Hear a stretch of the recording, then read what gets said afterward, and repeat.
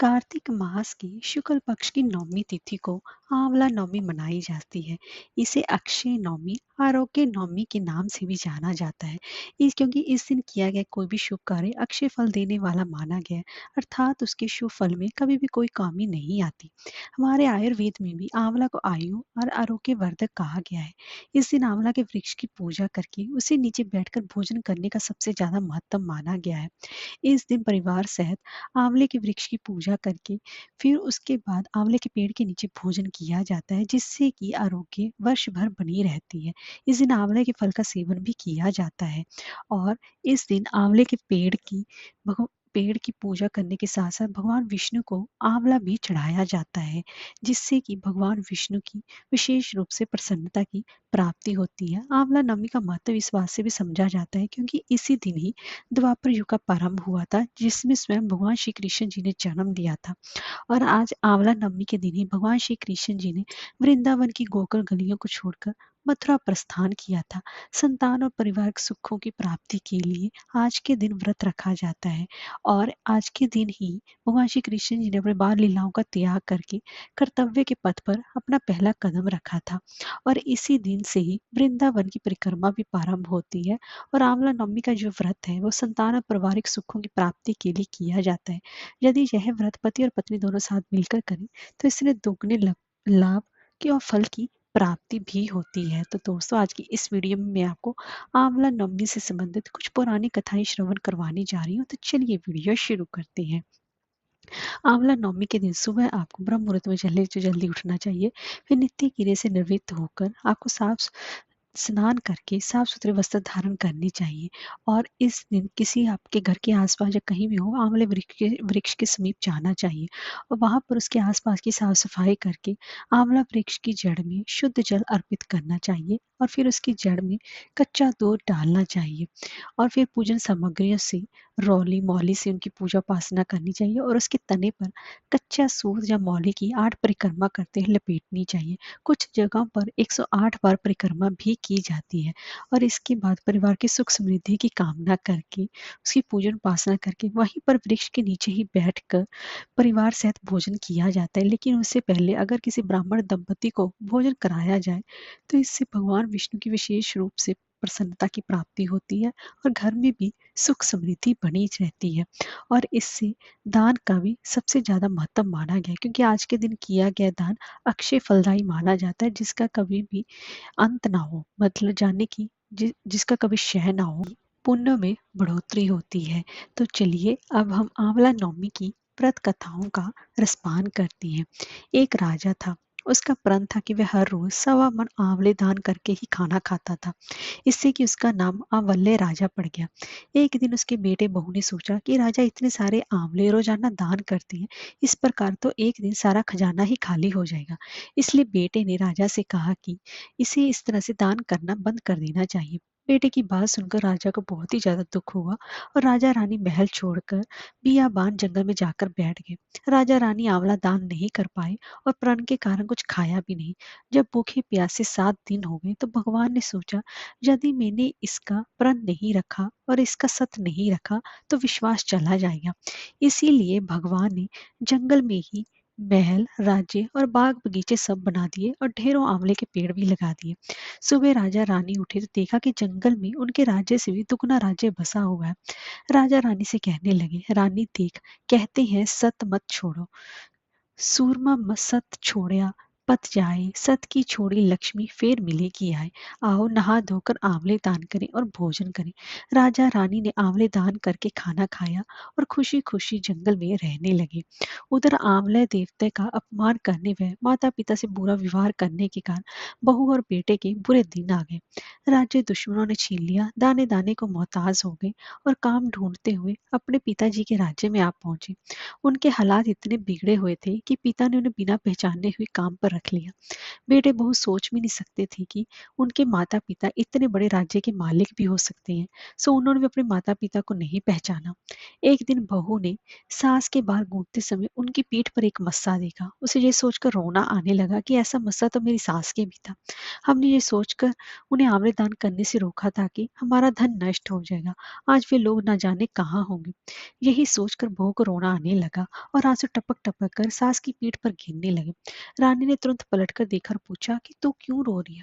उसने बताया कि आपकी पीठ जैसा मस्सा मेरी सास की पीठ पर भी था। हमने उन्हें आंवले दान करने से मना किया था, इसलिए वो घर छोड़कर कहीं चले गए।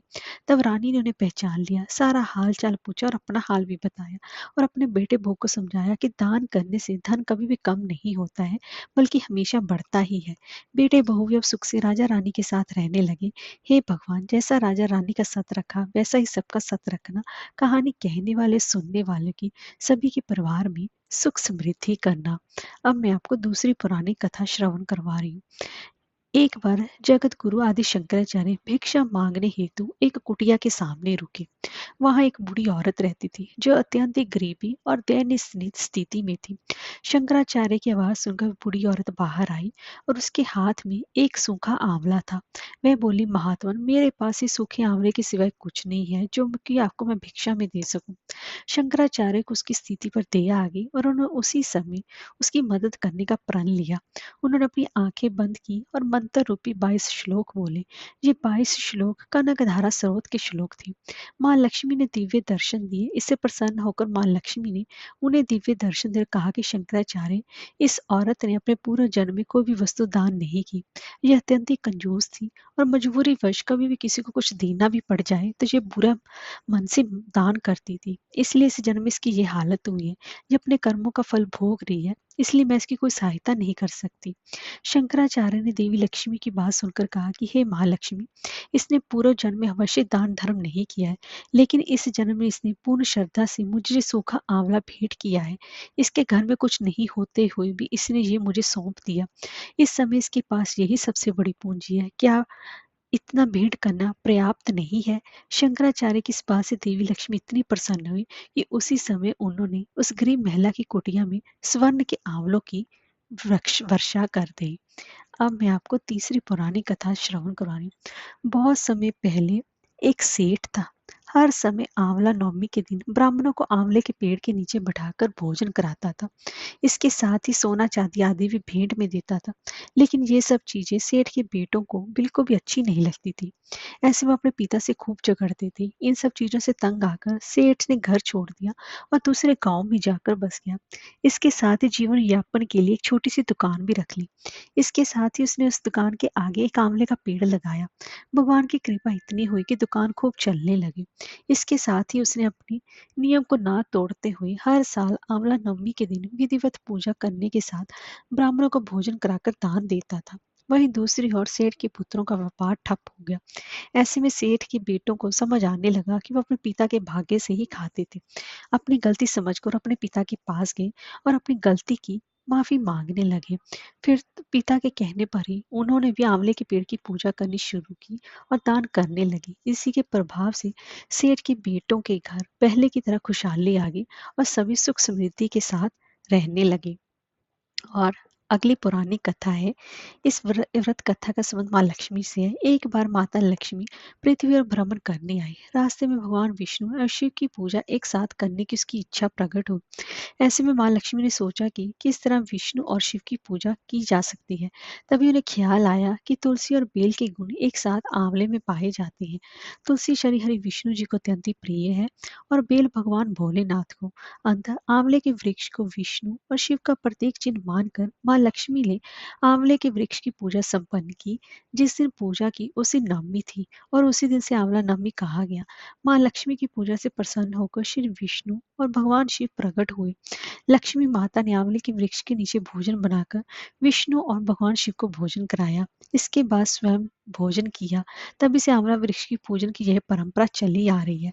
अक्षय नवमी के दिन अगर आंवले की पूजा करना और इसके नीचे बैठकर भोजन बनाना और खाना संभव नहीं हो तो इस दिन आंवला खाना भी बेहद ही लाभकारी माना जाता है। अब मैं आपको अगली पुरानी कथा श्रवण करवा रही हूँ। एक बार काशी विश्वनाथ की नगरी में एक निसंतान व्यक्ति रहता था। वह संतान प्राप्ति के लिए कई मिन्नतें कर चुका था, लेकिन उसके घर में किलकारी नहीं गूंजी थी। एक दिन उसकी पत्नी को पड़ोसी महिला ने एक उपाय बताया कि एक बालक की भैरव को बलि चढ़ा दो, इससे तुम्हें संतान की प्राप्ति होगी। जब इस बात को उसने अपने पति से बताया तो उसके पति ने इससे साफ इनकार कर दिया। इसके बाद भी उस महिला ने भैरव के एक बच्चे की बलि देने का निर्णय लिया। एक दिन मौका पाकर उस महिला ने एक कन्या को कुएं में धकेल दिया और भैरव के नाम पर बलि दे दी, जिससे कि उस पर हत्या का पाप चढ़ गया और उसके पूरे बदन में कोढ़ हो गया। जब ये बात उसके पति को पता चली तो उसने अपने पति से कहा कि गोवध, ब्राह्मणवध और बालवध करना अधर्म है, इसलिए तुम्हारे शरीर में कोढ़ हो गया है। तुम्हें इस समस्या से छुटकारा पाने के लिए माता गंगा की शरण में जाना होगा। अपने पति के कहने पर वह माँ गंगा की शरण में गई। इसके बाद वह गंगा मैया ने उसे कहा कि तुम कार्तिक शुक्ल पक्ष की नवमी को आंवले के पेड़ का पूजन और आंवले का सेवन करना। इसके बाद महिला ने माँ गंगा के कहे अनुसार ही सब कुछ किया, जिसके परिणाम स्वरूप वह कोढ़ से मुक्त हो गई और साथ ही साथ ये व्रत करने से कुछ ही दिनों के बाद उसे संतान प्राप्ति भी हुई। तभी से लेकर भी इस परंपरा को निभाया जा रहा है, जिसे कि आंवला नवमी के नाम से जाना जाता है। हरे कृष्णा, राधे राधे।